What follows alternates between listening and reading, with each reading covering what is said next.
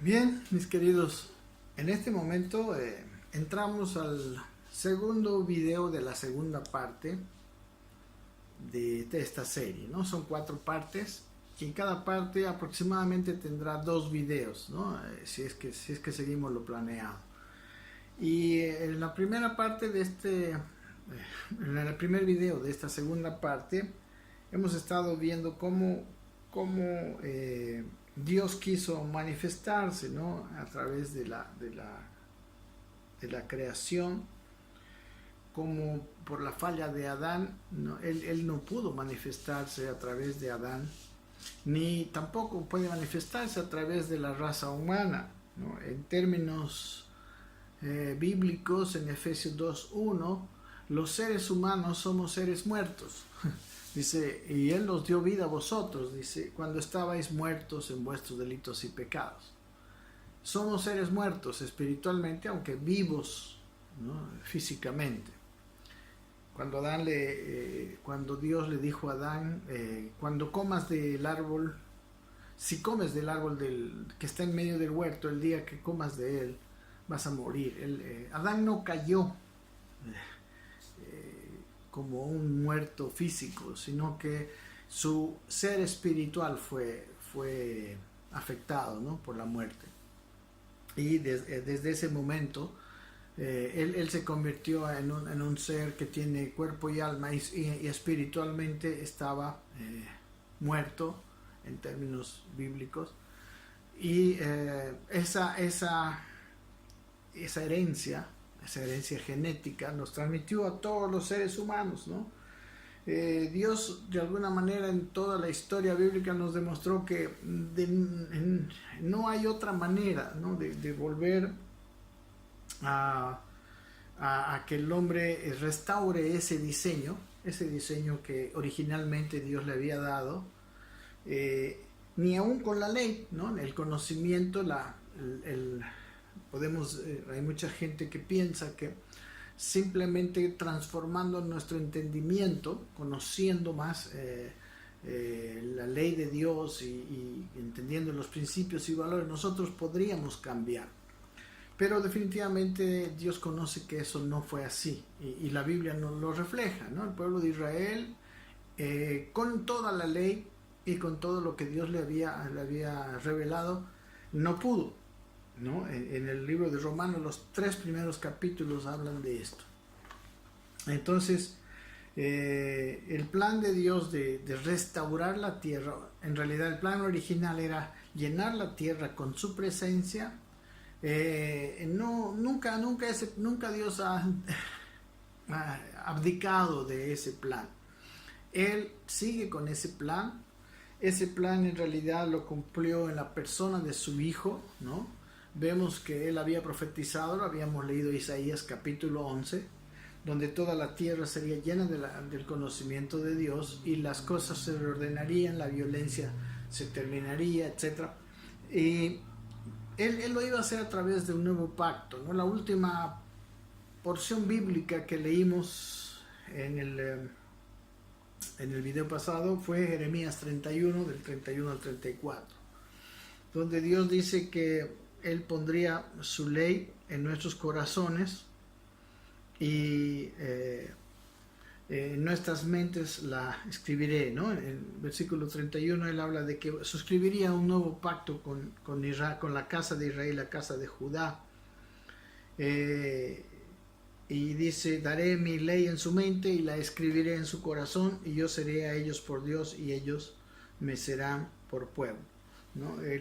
Para ello, en el versículo 34 dice que Él perdonará, ¿no? La maldad y no se acordaría más allá de su pecado. Esa palabra profética está también en el libro de Ezequiel, de una manera un poco más amplia, precediendo, por ejemplo, al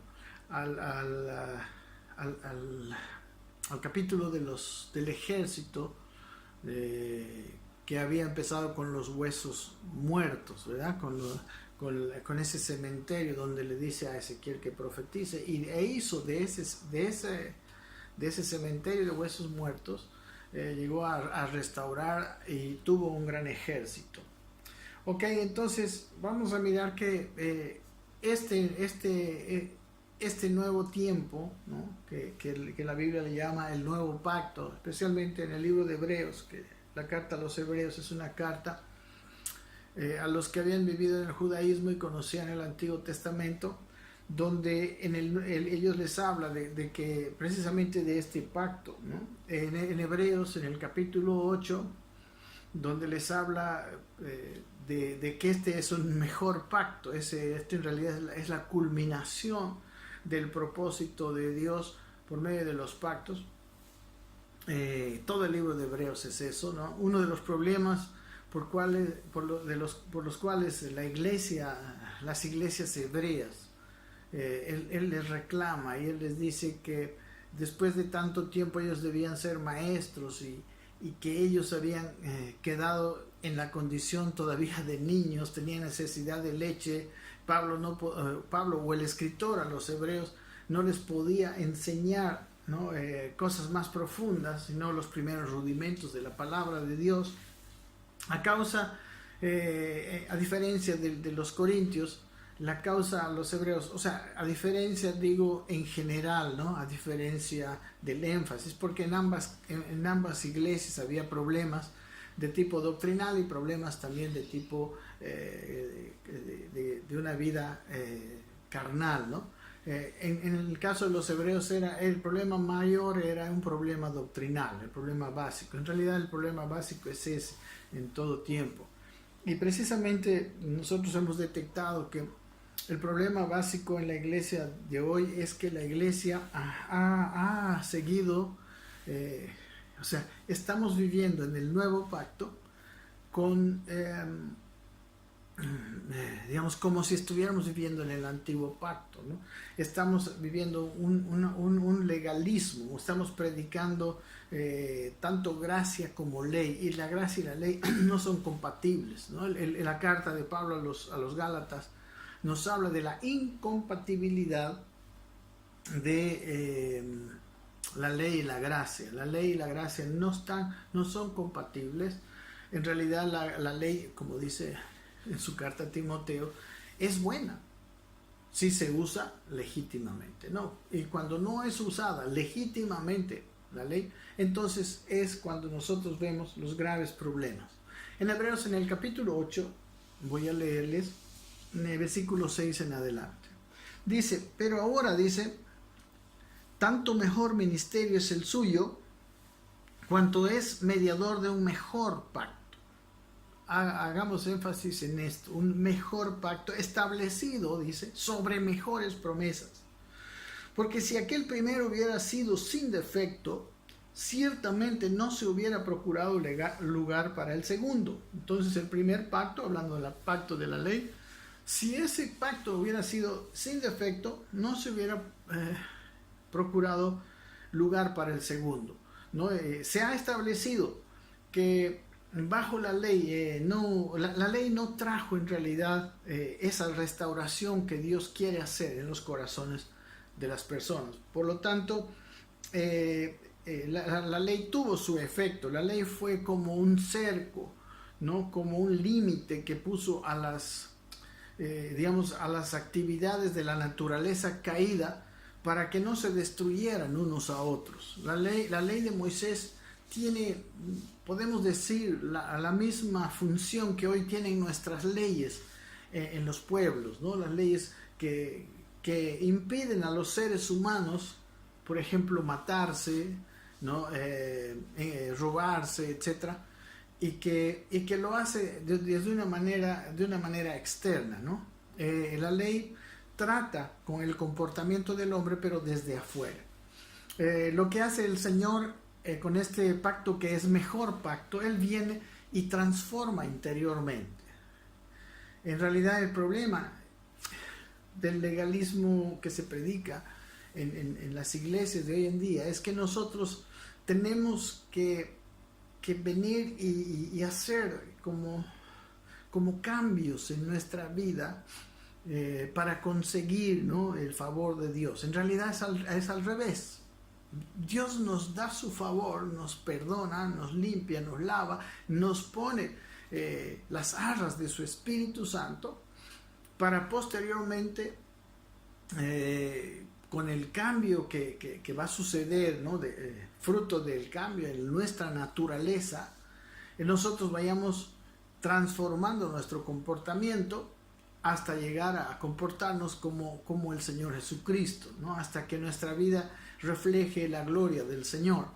Entonces, esa es una gran diferencia.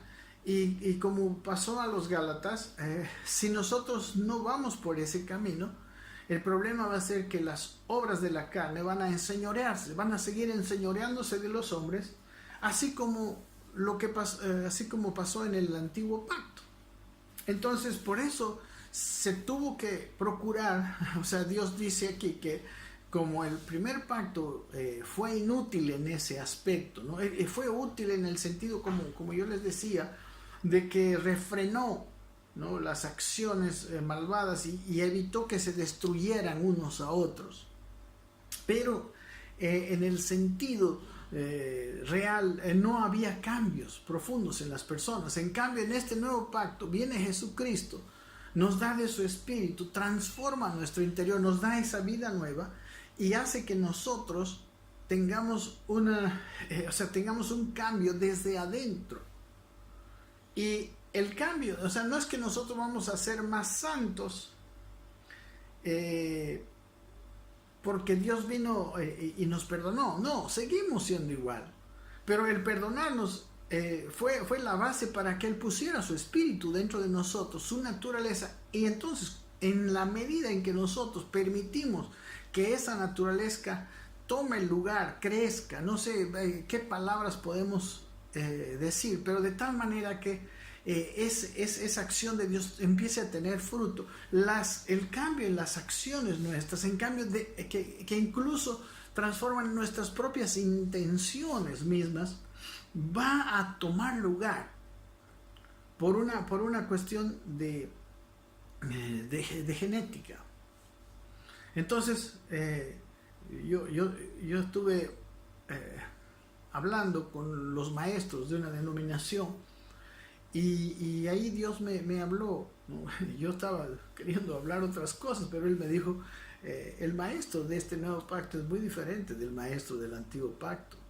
El maestro del antiguo pacto trata con los conceptos, ideas, enseña esas reglas que moldean, no sé si moldean, que son como rejas, ¿no? Son como límites al comportamiento, límites a los deseos de su naturaleza. En cambio, en la enseñanza de este nuevo pacto existe una vida, debe existir en los maestros, los ministros, una impartición de vida, una impartición de alimento para esa vida que ya empezó en los hermanos de las congregaciones. Esto es una cosa muy diferente. Por eso Pablo en su segunda carta a los Corintios, él habla de que nuestro ministerio es un ministerio diferente, no de la letra, dice, sino es un ministerio del Espíritu. Y nosotros somos, él dice, ministros competentes de este nuevo pacto. Pero no somos competentes, dice previamente, por nosotros mismos, sino que nuestra competencia viene de Dios. Eso es lo más maravilloso. Entonces aquí seguimos.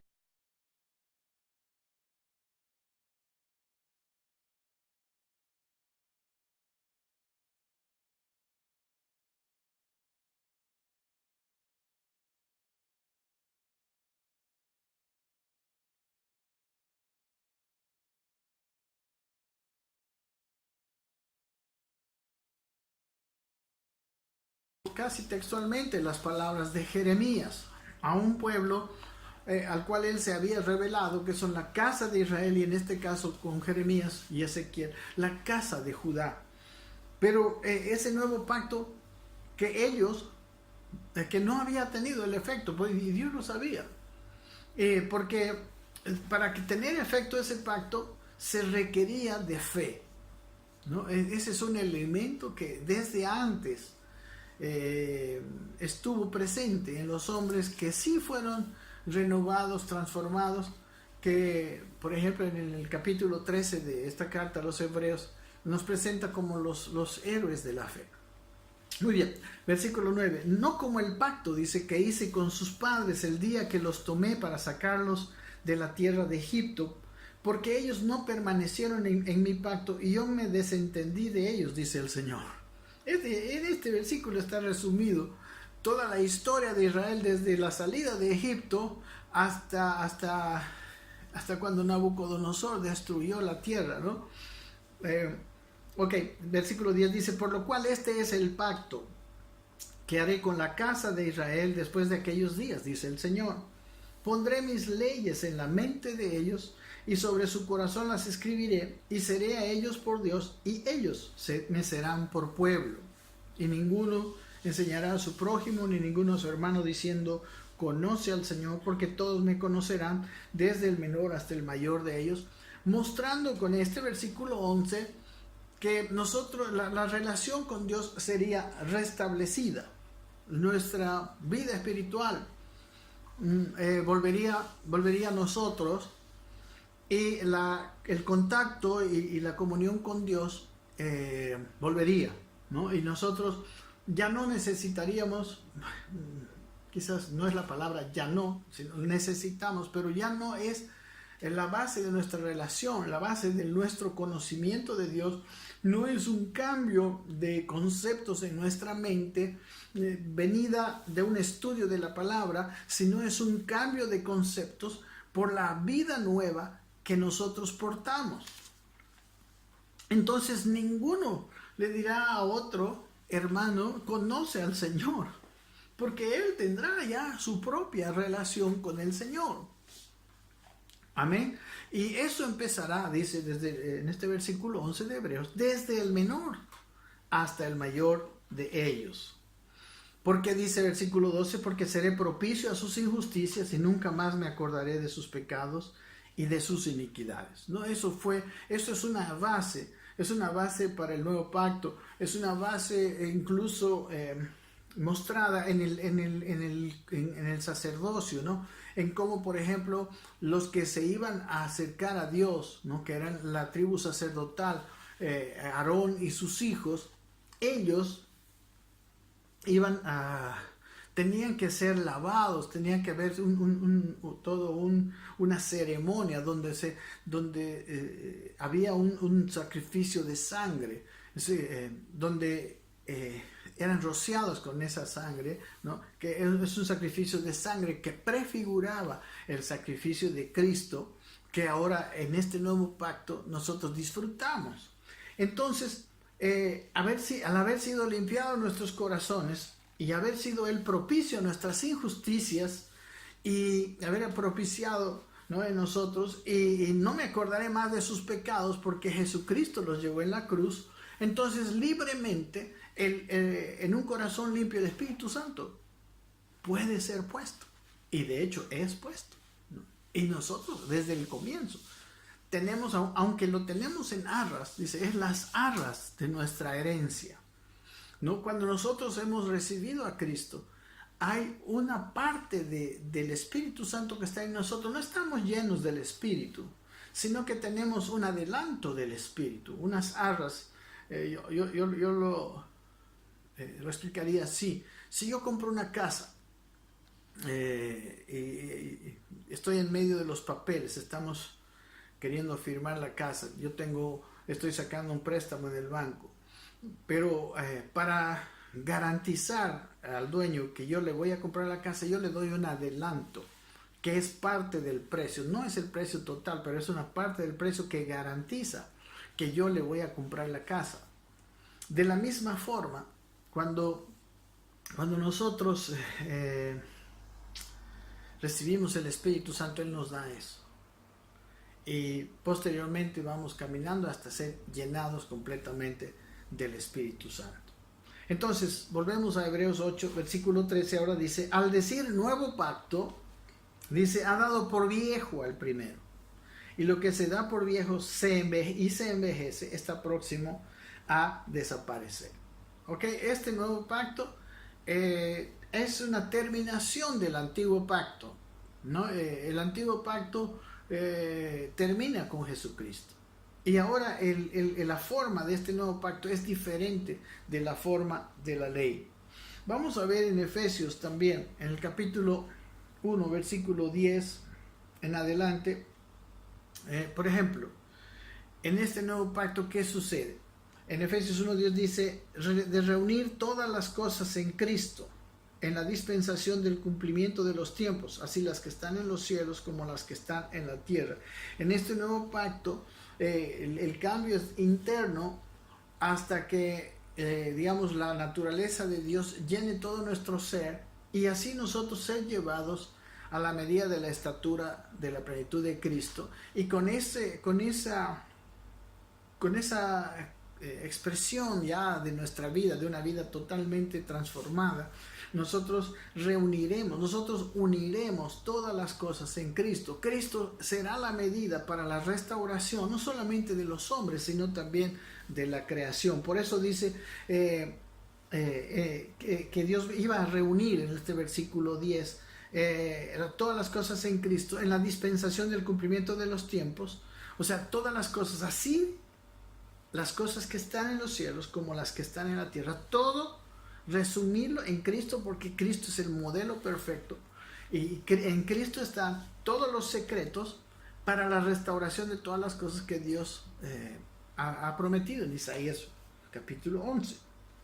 En el capítulo 3 de Efesios dice que la iglesia, miren, para que la multiforme sabiduría de Dios sea ahora dada a conocer por medio de la iglesia a los principados y potestades en los lugares celestiales.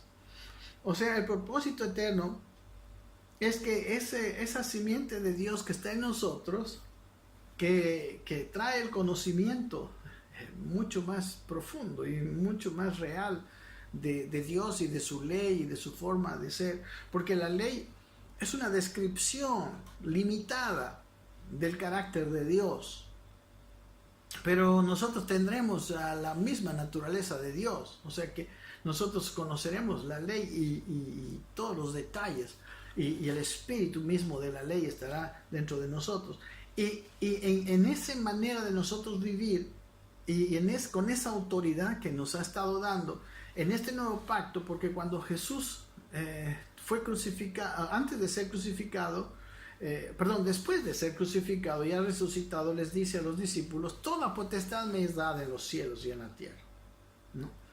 Y le da la potestad a los apóstoles en ese momento. Entonces, nosotros necesitamos usar esa autoridad que Dios nos dio para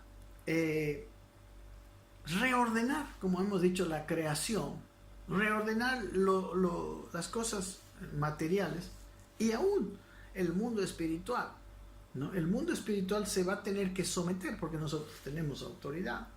Y en los lugares celestiales habrá un reordenamiento. Deberá existir un reordenamiento que se somete a la voluntad de Dios. Por eso la iglesia dice, está en esto, en el versículo 11, después del versículo 10, el 11 dice, conforme al propósito eterno que hizo en Cristo Jesús nuestro Señor, ¿no? El propósito de Dios es un propósito eterno de que la iglesia daría a conocer a los principados y a las potestades su sabiduría, su conocimiento. Recuerden que la tierra sería llena del conocimiento de Jehová, y también aquí los cielos.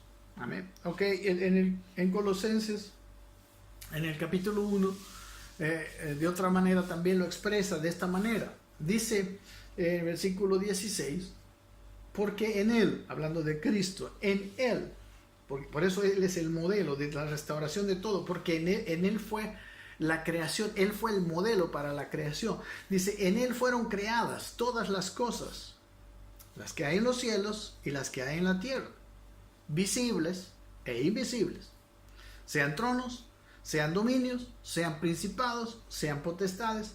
Todo fue creado por medio de Él y para Él. Y Él es antes de todas las cosas, y todas las cosas en Él subsisten. Hoy subsisten y serán restauradas. Lo que pasa es que ahora subsisten, mas cuando venga el conocimiento, las cosas serán restauradas totalmente. Versículo 18 dice, y Él, hablando de Jesús, Él es la cabeza del cuerpo, que es la iglesia, Él que es el principio, el primogénito de entre los muertos, para que en todo tenga la preeminencia. Y dice, y por cuanto al Padre, versículo 19, y por cuanto agradó al Padre que en Él habitase toda esa plenitud, dice, y por medio de Él reconciliar consigo todas las cosas, así las que están en la tierra, como las que están en los cielos, ¿no? Visibles, invisibles, espirituales y naturales, haciendo la paz mediante la sangre de su cruz. Dios iba a reconciliar, Dios iba a traer nuevamente al diseño original todas las cosas, y en Cristo está el diseño original. Versículo 21 dice, y a vosotros también, ahora ya está hablando de los hombres, que erais en otro tiempo extraños y enemigos en vuestra mente, haciendo malas obras, ahora os ha reconciliado. Entonces, su restauración traerá también consigo al hombre. Amén. El plan se cumpliría. Este plan se cumpliría cuando ese Dios se hiciera hombre en la persona de Jesucristo. En el Evangelio de Juan, iniciando el Evangelio de Juan, ¿no? El nuevo Génesis, dice, en el principio era el verbo, y el verbo era con Dios, y el verbo era Dios. Este era en el principio con Dios. Estamos hablando de que Jesucristo era en el principio. Jesucristo no fue un ser creado, Él era Dios, Él era con Dios en el sentido, bueno, después podemos hablar del misterio de la Trinidad, más no es el momento, pero Él era Dios. En el versículo 9,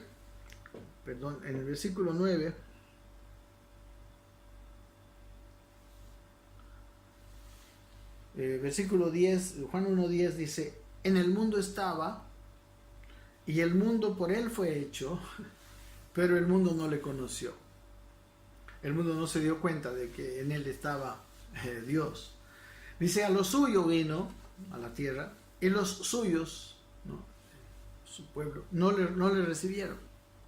Pero dice, más a todos los que le recibieron, a los que creen en su nombre, les dio potestad de ser hechos hijos de Dios.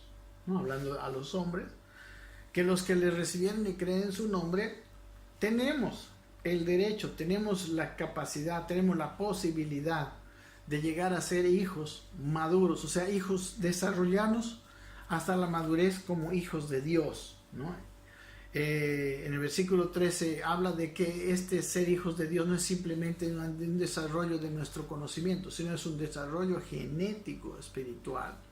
Porque dice el versículo siguiente, versículo 13, dice, los cuales, los que han creído en su nombre, los que le recibieron, dice, no son engendrados de sangre, ni de voluntad de carne, ni de voluntad de varón, sino de Dios. Dios engendró en ellos. Y entonces es esto